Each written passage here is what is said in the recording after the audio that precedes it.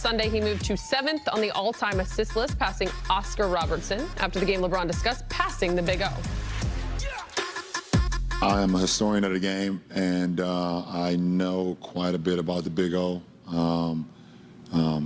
You know, from his times from high school to the University of Cincinnati to actually playing for Cincinnati Royals all the way to Milwaukee and so on and so on. What he meant to the game, what he still means to the game, is something that's just unparalleled. And obviously, you know, he will always have a connection with Russ, you know, what they was able to do for multiple seasons. But he was one of the first really premier big guards that, you know, could do pretty much everything on the floor. But his ability to get teammates involved, his ability to find his teammates, his ability to provide that sense of joy on the floor because of the past is something that I've always respected and gravitated towards guys like himself and J. Kidd and Magic. It's anytime I'm like I know I sound like a broken record, but it's the honest to God truth. Anytime I'm connected or anything with the greats, it's a true honor. So passing the Big O, Dan, I want to start with you. LeBron has always been about the pass first. Where does this, when it comes to statistical accomplishments for LeBron, where does it rank among what he's done so far? It's up there. I mean, I think, you know, Allie, there's a good chance, right, that LeBron James will be the all-time leading scorer in NBA history, right? Like, that's a reasonable thing that he may break Kareem Abdul-Jabbar's record. But I think remembering him as a scorer is probably not the right way to celebrate his game 30, 40 years from now, right? Like, that it really was more about, you know, the Supreme Court vision, eyes in the back of his head, plus like just the skill and touch to make all sorts of kinds of passes. Always thought he was a little more Magic Johnson than Michael Jordan. And I think that's why, like, these assist records and that statistical number, obviously a tremendous scorer too. But I think, to me, it's the passing is, I think, how he would probably want to be remembered most, that and the winning. Yeah, he's brought that up a few times with everybody in these media sessions that, yeah, he was a passer first. That's always been his mindset.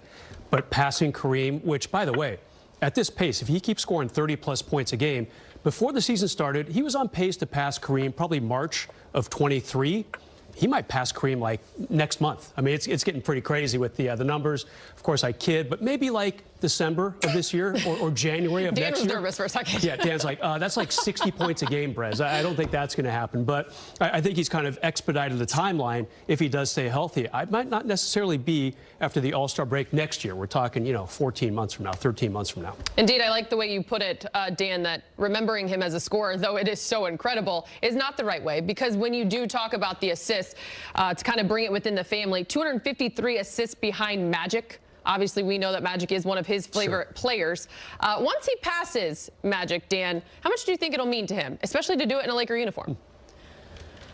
That'll be a big deal, right? I mean, I think LeBron is keenly aware of these sort of accomplishments. I think you can hit his IG and figure out that, like, you know, when people let him know something, he'll share it. But I think that you know, Magic in a Laker uniform, like I said, always to me, like, probably the clearest parallel.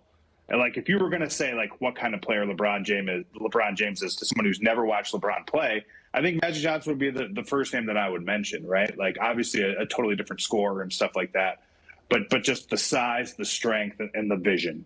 And you know, to pass Magic Johnson, that'll be a special moment for him, I'm sure. Just like it was a special moment for him when he passed Michael Jordan on the scoring list, when he passed Kobe Bryant on the scoring list.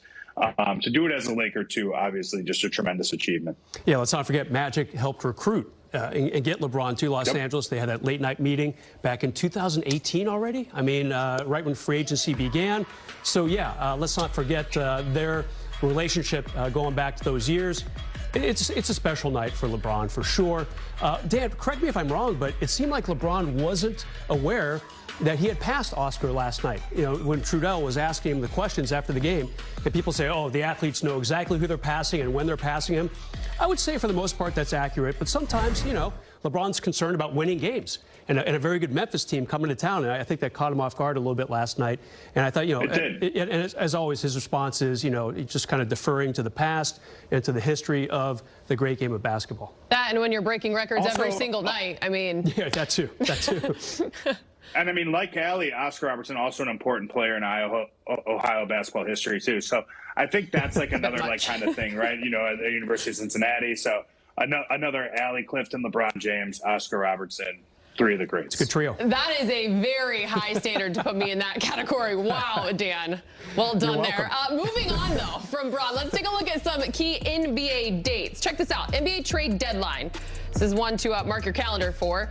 February 10th. Deadline is at noon Pacific, followed by that same month, the All-Star break, 18th through the 23rd. The regular season will end on April 10th. Next several days will be the NBA play-in tournament, 12th through the 15th of April. And then the playoffs, the best time of year, begin on April 16th. So with that said, we are going to take time now for a little rank 'em. Rank 'em. Gator's favorite game that he created. With a month until the NBA trade deadline, who you guys would like to see the Lakers target? Brez, we're going to start with you at number 3. Okay, this is definitely Plan C, and I think Dan and I are probably both on the same page here. We're assuming the Lakers are not trading any of their top 3 players. A, they make a ton of money, and B, I think the Lakers are curious to see how this thing works out. So you're talking about kind of a middle of the pack trade. Talen Horton-Tucker is really the only mid-range salary they have. He's making about $9.5 million. Okay, enough of the preamble. Terrence Ross from Orlando is my number 3. Definitely Plan C, a veteran. So the Lakers indeed get older, but not too old. He's still 29 years old. He's got, actually he's 30, but he's got some skills. He can shoot. His three-point touch is a little off this season, but he plays for Orlando. How many open looks is he really getting? They've kind of talked about him in the past. He's bounced up here and there over the years as a future Laker. Maybe this is finally the year that they get it done. Definitely more consistent, perhaps, than some of the young guys they have on the team. Dan, you're number 3? Brez, that's a terrible idea. Number 3 to me, and I also disagree with just everything you just said. I'm going to have Buddy Hield on the list. And the reason why I have Buddy Hield there is that if the Lakers were to find a team to take Russell Westbrook in a trade, if that's what they were going to do, the Kings feel like maybe the kind of team desperate enough to get a star. They've never really been able to sign one in free agency. So maybe they do that. It's some sort of complicated 3-team deal, and we kind of go back to late July, and we run it back with this alternate sort of Back to the Future timeline in which Buddy Hield ends up as a Laker. Maybe that's what happens. How wishful is that versus realistic, Dan? Speaking of weird ideas. Brez, you're number 2. So back to August. I'm going to go with another veteran who's actually a better scorer, a little more consistent than Terrence Ross, Harrison Barnes. The guy did win a championship back in 2015, making $20 million, so it's not out of the Lakers' range. If they want to attach a couple guys together. Look, his salary even drops from 20 to about 18 next season, which will be the final year of his contract. 42% from three-point range this season, so he's definitely getting it done. Very, very consistent. THT and Malik Monk have shown they could do it some of the time. This is a guy who scores his 16, 18, 20 points every single night. As you mentioned, a former champion. Dan, you're number 2. I don't know if you guys can Photoshop this up of him in a Lakers jersey, but how about a guy, a plucky guard named Josh Hart from the New Orleans Pelicans? Going back to the time machine. You want to stick with the theme that the Lakers had for the season? Bring them all back.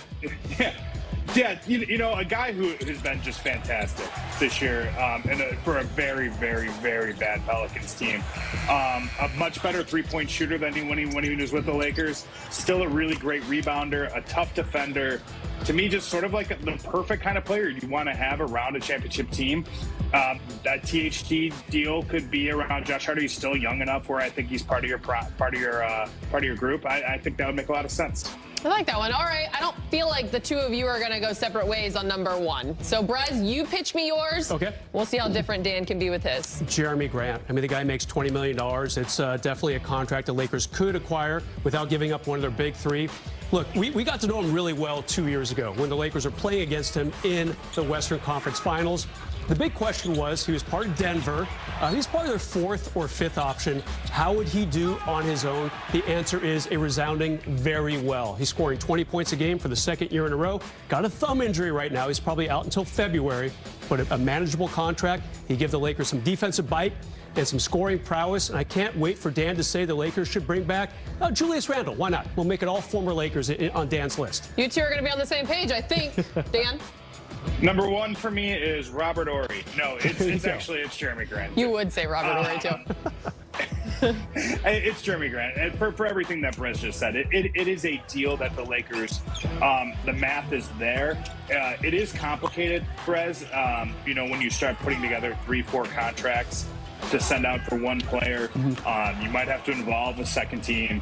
A third team in that deal. This will be, I'll be very curious to see, if you're going to acquire Jerami Grant, I don't think THT and Kendrick Nunn are enough. I think you're going to have to go into that 2028 type draft pool. And you're really moving down the line into the future at this point in a way that you have to think that this is a trade that if we make it now, we are going to make the NBA Finals. It's not an envious position that Rob Pelinka is going to be in this deadline.